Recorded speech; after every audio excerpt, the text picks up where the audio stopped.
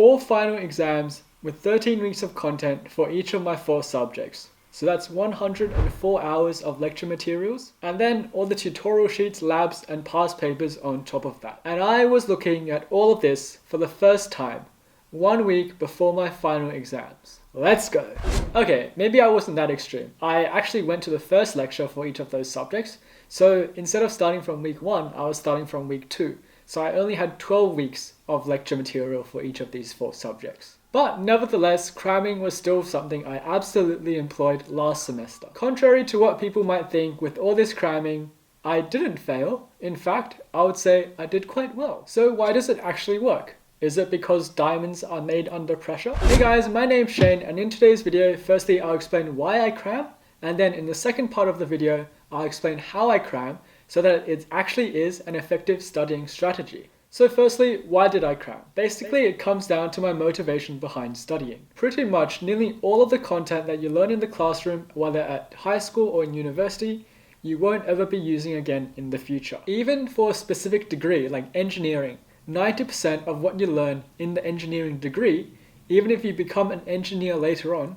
90% of that content you will not actually ever need. So then why bother studying for all this? This is because everyone, the educational system, universities, your parents, employers, all think good grades are important, even though learning all this material doesn't mean success in the future. So since you can't get past this belief, because if you don't pass, you won't get your degree, and if you don't get your degree, you don't get the job, that means you still have to study for the purposes of just getting good grades. And I think there is only one way to achieving good grades by spending as little time as possible.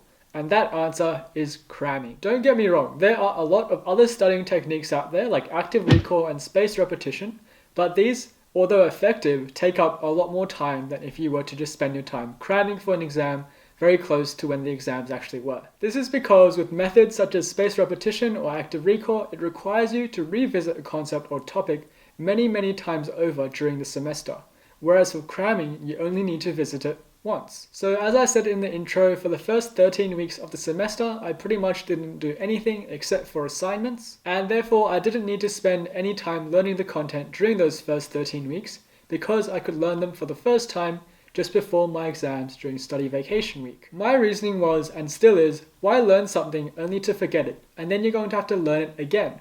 So why not just learn it once at the very end? This meant for the first 13 weeks of semester, instead of studying, I had a lot more free time to work on other things, such as being a degenerate gambler. Another way that cramming actually forces you to be more efficient. If you were studying and your exams were like a month away, you would think to yourself, I don't really need to study now, there's no pressure for me to do so, I might watch a bit of Netflix and then watch one lecture, and then you'll just be procrastinating your way through and you'll be very inefficient. You might just have one lecture and one problem set for the weekend, but somehow this little amount of work will fill up the entire time. You might also decide after 10 minutes of watching a lecture you want to take an anime break.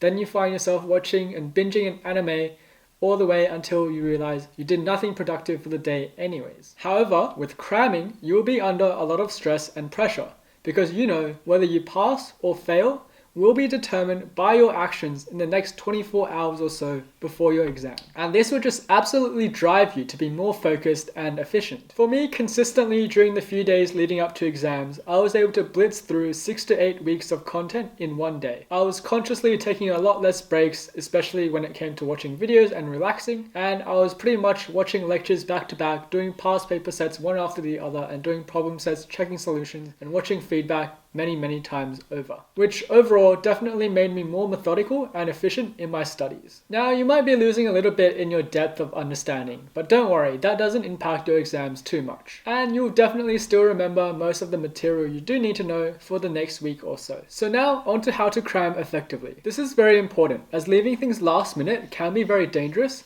especially if you do not employ the correct cramming techniques. So the first thing you want to do is find out all the information there is about the particular assessments. This includes things like what will actually be assessed, which weeks of material will be in the test, and if there's certain content that won't actually be assessed, you probably want to know that first. You want to know the format of the test. Is it going to be a lot of extended responses? Is it going to be short answers? Is it going to be calculations? Or is it going to be all multiple choice? You want to know if there's a qualitative or quantitative focus and whether it's an open book exam, which means you'll be able to access your notes, or if it's going to be a closed book exam, in which case you have to prepare a different way. Ideally, you also want to know the time limit and what other resources you might be allowed in the exam. These all help you to deduct what you need to focus on, what things you actually need to study, and what studying methods to actually use. Now, after you've figured out all the test information, you want to create a list of all the things you need to do, and you want to time box these. So for me, for each of these subjects, since I was pretty much starting from the very beginning, I knew I would have to learn all the content,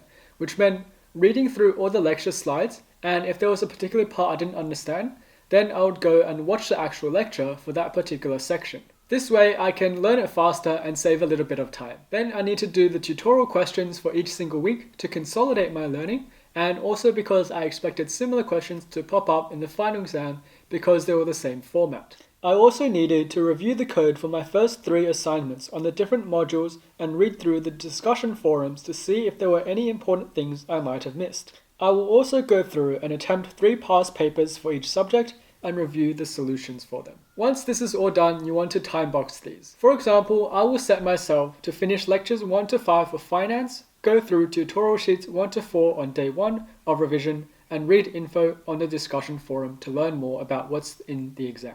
The main tip is to be fair with your time allocation. You don't want to be too lenient with yourself, and you don't want to also do something that's completely impossible, like learning everything in just 1 hour. This means I'll generally have a rough idea of how much time I should expect to spend, and I won't go too overboard or too underboard with my timing. For me, a rule I like to use is that any time I don't use up can be allotted to break time. But if I'm working on a task and I find that I am spending more time than I had actually allocated, I will just try to be more efficient, but I won't actually stop myself when time is up, because I don't want to be sacrificing quality and I want to still get everything done. In this case, I would probably sacrifice some of the breaks later on, and instead of removing them entirely, I might just shorten them. So instead of maybe a 20-minute anime break, I might just take a 5-minute or 10-minute walk. This further encourages me to be more efficient, as I want to actually be able to get some breaks into my study routine, and it also helps me to de-stress when I do take short walks around the block or get a bit of exercise. For example, a trick that I often like to employ is that to learn something faster, I might just read through the lecture slides by themselves, because I might know some of that content already and I can just skim through it instead of watching the whole lecture from the start to the end, because there might be questions I don't need to really listen to in the middle. But then if I really didn't understand something, then I would actually watch the lecture to make sure I actually fully understood the concept or that topic, and that would help to consolidate my learning for the future topics that might depend on it. I also will just ignore the parts of the lecture that clearly won't be tested, such as things that are just for your own interest, and I'll just skip these to save some time as well. The third thing you need to know about being a successful crammer is that sometimes you will need to become an absolute machine. So there will be times, especially if you're very far behind in your study schedule,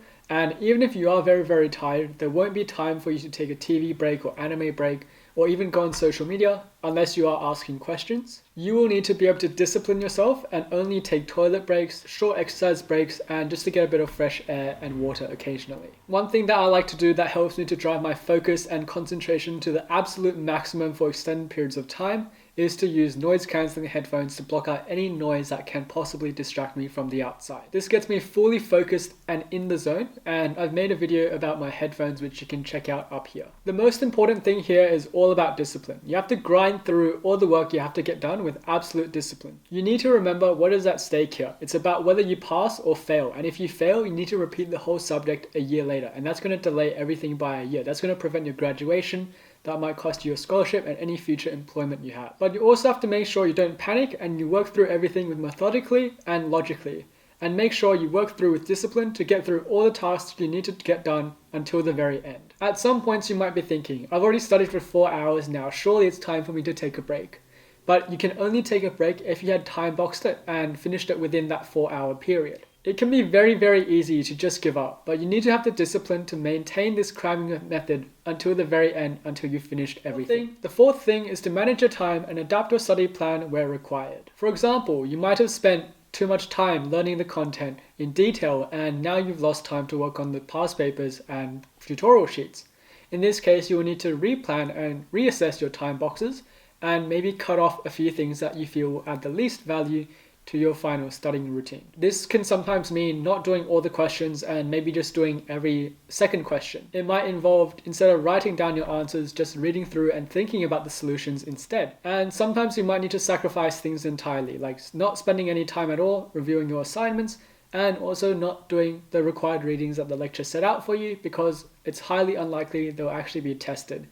And if they are, they will only be 1 or 2 questions at most. The fifth and final thing might seem very contradictory to this cramming technique, and that is to use your sleep effectively and utilize it well. By making sure you don't sacrifice your sleep, you allow yourself to recharge your energy for more cramming the next day, and it also helps you actually absorb all the information that you studied and learned for the first time probably the night before. So the key is, do not sacrifice sleep time for more study, because if you don't sleep enough, you're probably not going to remember the stuff you actually studied for. Always ensure adequate sleep, because it will be beneficial for your cramming. So those are the reasons why I decided to cram for my final exams last semester, and also I gave you a few tips there, which were the ones that I used to make sure I crammed effectively and still be able to achieve those straight A's at the very end. If you guys enjoyed this video, then make sure to give it a big like and subscribe to this channel down below to not miss out on my future content where I give more studying tips and tricks, tech and university life. Also, let me know down in the comments below what is your favorite studying technique and whether you've tried cramming before and how it went. As always, take care, and I hope to see you guys in the next video.